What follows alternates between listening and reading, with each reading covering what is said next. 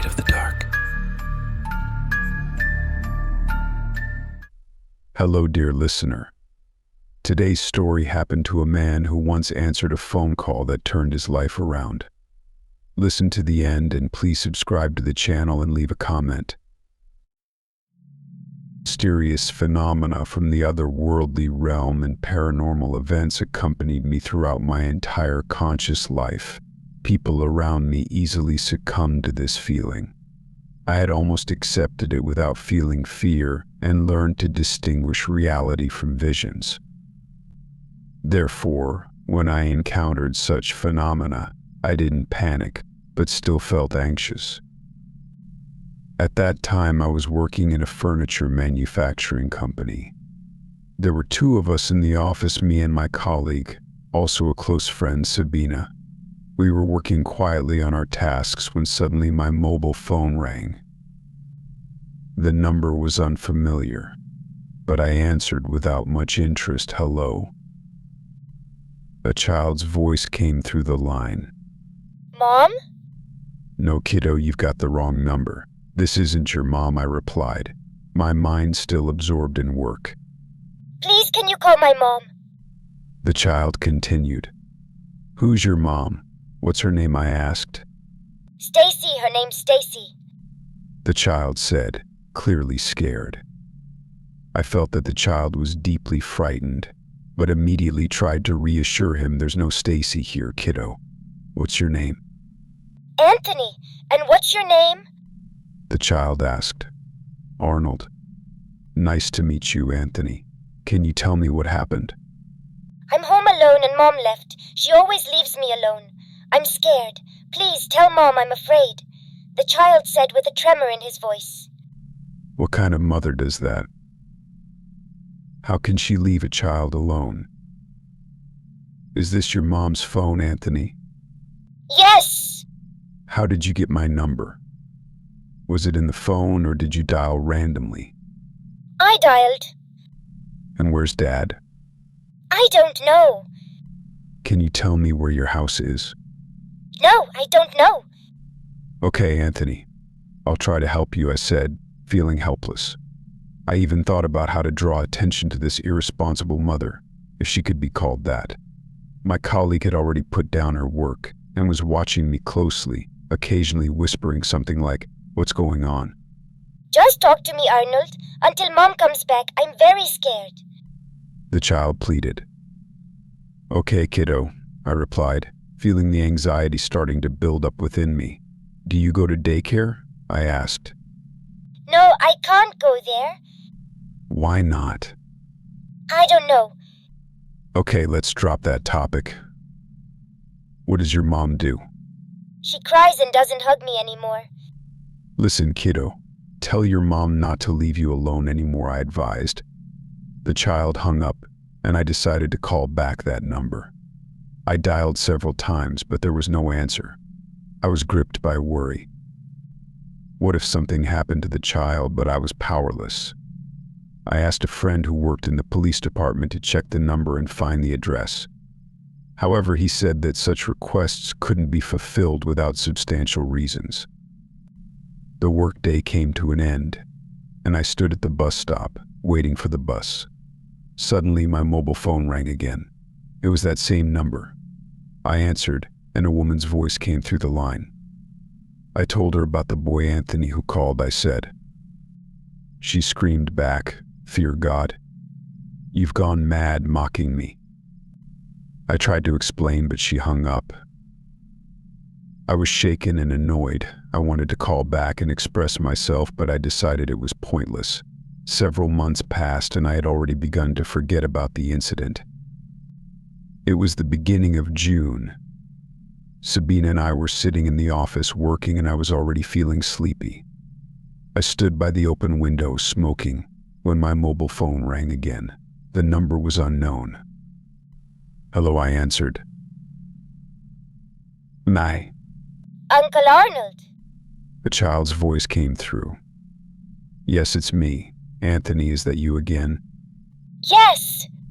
Are you alone again? Yes, but I'm not scared. Wait, last time he said he accidentally dialed my number. And now? Did he remember my number? I highly doubt it. Is it saved in his mom's phone? Also unlikely. I don't know why, but my heart began to beat at a furious pace. Anthony, how did you call me? Is my number saved in your mom's phone? No, I accidentally dialed. The child was very calm and listened attentively to what I would say. How did you remember my number? You were kind, so I remembered. Looking at my widened eyes, my friend began to look at me with fear. Where's your mom, kid? Are you scared? Your voice sounds sad. Did your mom leave you too? No, I'm just tired at that moment. Thoughts in my head just got mixed up, and none of them were coherent. Okay, I'll go, thank you. And he hung up. I told my friend about the conversation with the mother of this child. At her suggestion in winter, I decided to talk to that woman, Anthony's mother, again. I called that number and almost erupted in screams while explaining to Anthony's mom how to take care of the child and what recklessness might lead to which I received a completely overwhelming response. The woman on the other end of the phone, with tears in her eyes and in hysterics, told me that her son Anthony died 2 years ago. She begged me to have a conscience and not to call that number again. Sabina and I sat in silence for what seemed like more than an hour. My friend was the first to speak and said that she didn't even want to find out what it was. She advised me to change my number. The next day I did just that. A year passed. Surprisingly, it was a calm year. You could say the only year during which I didn't experience any mystical events. I worked in the same place but was looking for another job. My friend was also planning to leave, so during the lunch break, we looked at job options together on the employment website. My mobile phone rang. I asked my friend to answer it, and I scrolled through the chat. She answered, but there was silence on the other end of the phone. She hung up and put the phone aside. The phone rang again.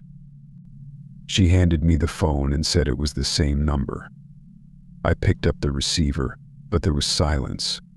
I asked a couple of times who it was, but there was silence again. I shrugged and hung up. The third call. I got annoyed. I raised my tone with irritation. Listen, speak already. No one's going to bite you. Uncle Arnold. In an instant, my hands froze, my heart raced to my throat, and my legs gave way. I put down the phone and, with trembling lips, whispered to my friend, "It's him again." I hung up, but the calls continued. I decided it was time to end this farce. I answered the call with a very rude voice, still trembling with fear. "I don't know who you are. Do you hear? What kind of joke is this?" But, It's me, Anthony. "No, you're not Anthony. Stop mocking. Listen, tell me who you are, otherwise I'll..." You say hello to your brother. That one-eyed one is burning in hell, cursing you. You didn't catch up to him.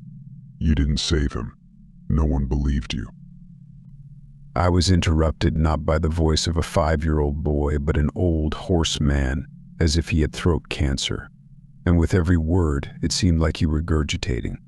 I dropped the phone. I stood frozen, with wide-open eyes. I couldn't move, speak, or even blink. I was paralyzed to the point where I forgot to breathe. My legs became weak. Nobody from my surroundings knew, or could know that I had an older brother.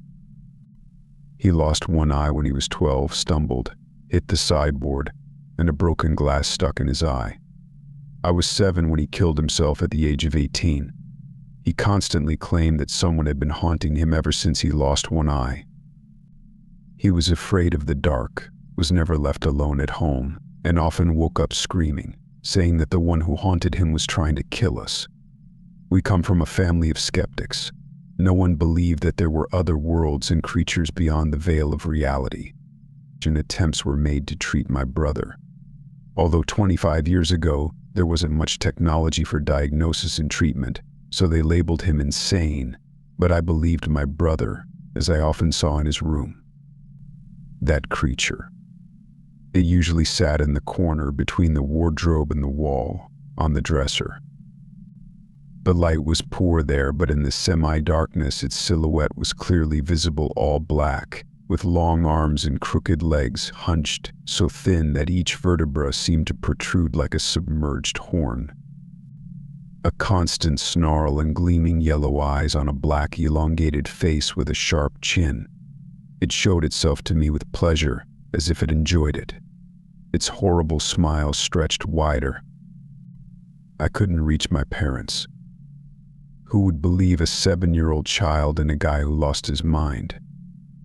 On that fateful day when my brother broke out of the locked room, where he was tied up so he wouldn't harm himself, I couldn't stop him. He quietly slipped out of there so that the family wouldn't notice, quickly ran out into the street and disappeared in a moment. I ran after him. Yes, it was impossible to understand in which direction he ran. At home were mother, father. I called them, shouted, threw a tantrum, but we couldn't find him. His body was found 2 days later.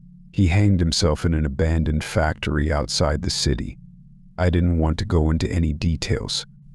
Now, after 25 years, when I thought those nightmares were forgotten, my brother's killer returned to mock me. I don't know where the connection is between this nightmare from my past and that little boy, Anthony. I don't know why. To hit me where it hurts, this creature uses someone else's grief. Considering the strangeness and horrors of the otherworldly realm that happened in my life, I long ago stopped looking for logic in this. But this evil, it won't just leave me alone like that.